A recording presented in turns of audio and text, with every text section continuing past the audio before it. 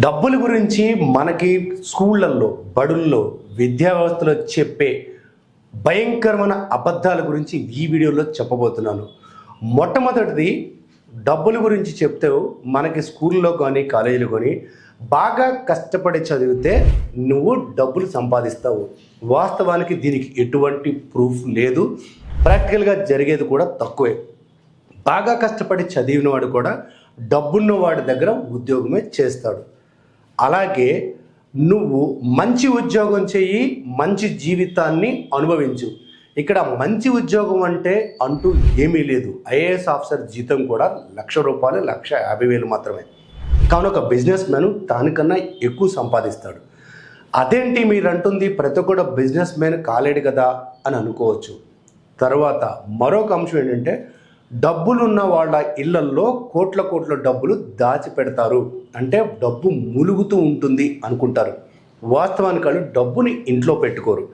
డబ్బుని రకరకాల బిజినెస్లో ఇన్వెస్ట్ చేస్తూ ఆ డబ్బుని మరింత డబ్బులు అవ్వడానికి కావలసిన ప్రణాళికతోటి డబ్బు సంపాదించి నేర్చుకుంటారు. ఎక్కడో కొంతమంది బ్లాక్ మనీ దాచిపెట్టుకొని గోడల్లోనో ఇంకెక్కడో దాచుకుంటే అది అడ్డగోలుగా అవినీతితో సంపాదించిన డబ్బు, లెక్కల్లోకి లేని డబ్బులు తప్పితే నిజంగా ధనవంతులైన వాళ్ళల్లో చాలామంది బిజినెస్ ఫీల్డ్లో ఉన్నారు. డబ్బుని కేవలం ఖాళీగా బీరువాల్లోనో లేకపోతే పెట్టెలోనో పెట్టి దాయరు. ఆ డబ్బును ఉపయోగించి మరికొంత డబ్బుని సంపాదించడానికి ప్రయత్నిస్తారు. ఇంకా మరో అంశం, డబ్బుతోటి మనం ఏదైనా కొంటే అది డబ్బుతోనే కొనాలి, వాళ్ళు అప్పు చేయరు అని అనుకోవటం పొరపాటు. ధనవంతులు చాలామంది ఎంత డబ్బున్నా ఆ డబ్బుతోటి పూర్తిగా ఇల్లు కొనాలన్నా, కారు కొనాలన్నా, మరేదైనా కొనాలన్నా పూర్తిగా క్యాష్ కట్టి డబ్బులు చెల్లించి కొనరు. అప్పులు చేసే కొంటారు, లోన్లు తీసుకొని కొంటారు. ఎందుకోసం అంటే ఈ లోన్ల మీద వచ్చే ఇంట్రెస్ట్ తక్కువ, వాళ్ళు ఆ డబ్బుని వేరే బిజినెస్లో వేరే చోట ఇన్వెస్ట్ చేయడం ద్వారా వచ్చే రిటర్న్స్ ఎక్కువ. కాబట్టి వాళ్ళు అసలు అప్పే చేయరు. డబ్బులున్న వాళ్ళు అప్పు చేయరు అనుకోవటం చాలా పొరపాటు అవుతుంది.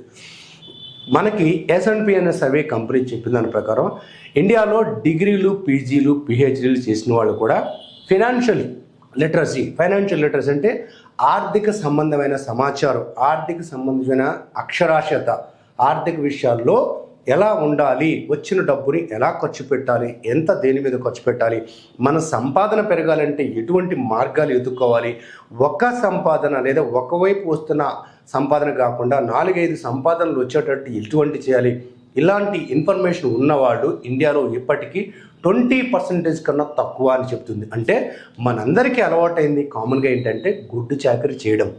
ఇది మరో తప్పు, మరో అబద్ధం. అంటే ఇక్కడ ఈ చెప్పే అబద్ధం ఏంటంటే డబ్బులు సంపాదించాలని కూడా డబ్బులు దాచిపెట్టుకోవాలని, కానీ ధనవంతులు అప్పు చేయరనే అబద్ధం మరొకటి చెప్తున్నారు.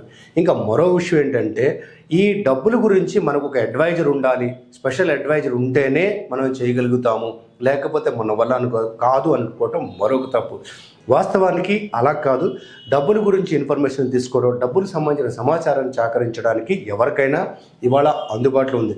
కాస్త ఓపిక, కాస్త కామన్ సెన్స్ వాడితే ఎవరో చెప్పి నీకు ₹25 ఇంట్రెస్ట్, ₹10 ఇంట్రెస్ట్, ₹15 ఇంట్రెస్ట్ అంటే ఆశపడి, దురాశపడి డబ్బులు పోగొట్టుకోవటం కన్నా ప్రాక్టికల్గా గత చరిత్ర చూస్తూ ఎక్కడ షేర్స్ అయినా లేదా రియల్ ఎస్టేట్ అయినా మరొక దాని మీద పెట్టేటప్పుడు రిస్క్ లేకుండా కూడా డబ్బులు సంపాదించవచ్చు. ఇలా ఈ ఫైనాన్షియల్ నాలెడ్జ్ సంపాదించుకు ఒక ఎక్స్పర్ట్ని గైడ్గా పెట్టుకోవాలని రూల్ ఏం లేదు. మనకున్న కామన్ సెన్స్ తోటే మనం చేయొచ్చు. ఉదాహరణకి వాళ్ళ ఫోన్లో ఉన్న ప్రతి ఆప్షన్ ప్రతి ఒక్కరు వాడుతున్నారు, చదువు రాని వాళ్ళు కూడా. దానికోసం వాళ్ళు ఎక్కడ ట్యూషన్ సెంటర్కి వెళ్ళట్లా, ట్రైనింగ్కి వెళ్ళట్లా, ప్రైవేట్కి వెళ్ళట్లా. వాళ్ళు దాని మీద ఇంట్రెస్ట్ తోటి ప్రతి ఆప్షన్స్కి వెళుతూనే నేర్చుకోగలుగుతున్నారు. అలాగే డబ్బులు సంబంధించి కూడా ప్రతి ఆప్షన్స్ తెలుసుకోవడానికి ఒకప్పుడు ఇది క్లోజ్డ్ ఇన్ఫర్మేషన్, ఇప్పుడు ఓపెన్ అంటే ఎవరైనా ఏ సమాచారమైనా తీసుకోవచ్చు. ఇంకా మరొక అబద్ధం ఏంటంటే, రిస్క్ తీసుకుంటే లైఫ్లో కింద పడిపోతాము, డబ్బులతోటి రిస్క్ చేయటం అంటే చాలా ప్రమాదకరం, జీవితం నాశనం అయిపోతుంది. వాస్తవానికి చాలా చిన్న రిస్కులు తీసుకున్నప్పుడు చిన్న రిస్కులతో కూడా చాలా రిటర్న్స్ వచ్చిన సందర్భాలు ఉన్నాయి. డబ్బులని మరొక చోట ఇన్వెస్ట్ చేస్తుంటే రిస్క్ తీసుకోవడం కాదు, తెలివిగా ప్లాన్ చేసుకోవటం, ఇటువంటి ఆలోచన ఉన్నప్పుడు మాత్రమే మనం చేయగలుగుతాం. ఈ స్కూళ్ళల్లో చెప్తున్న ఈ అబద్ధాలని పక్కన పెట్టి డబ్బు సంపాదించడానికి కావాల్సిన మార్గాన్ని మనం కరెక్ట్గా చేసుకోగలిగితే, మీరు గుర్తుపెట్టుకోండి, ₹1,00,000 జీతం వచ్చినంత మాత్రాన గొప్పడవడం. ₹1,00,000 జీతం అంటే జీతం పెరిగితే లైఫ్ స్టైల్ మాత్రమే పెరుగుతుంది, సరి అయిన ప్రణాళిక లేకపోతే.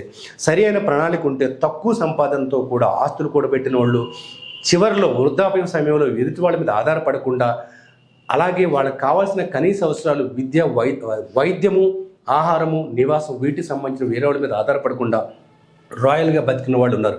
అలాగే మీ పిల్లలకి కష్టపడి గుడ్డి చాకరు అలవాటు చేయకుండా కష్టంతో వచ్చిన డబ్బుల్ని జాగ్రత్తగా ఇన్వెస్ట్ చేసి వాళ్ళని ధనవంతులుగా అయ్యే అవకాశం నేర్పించండి.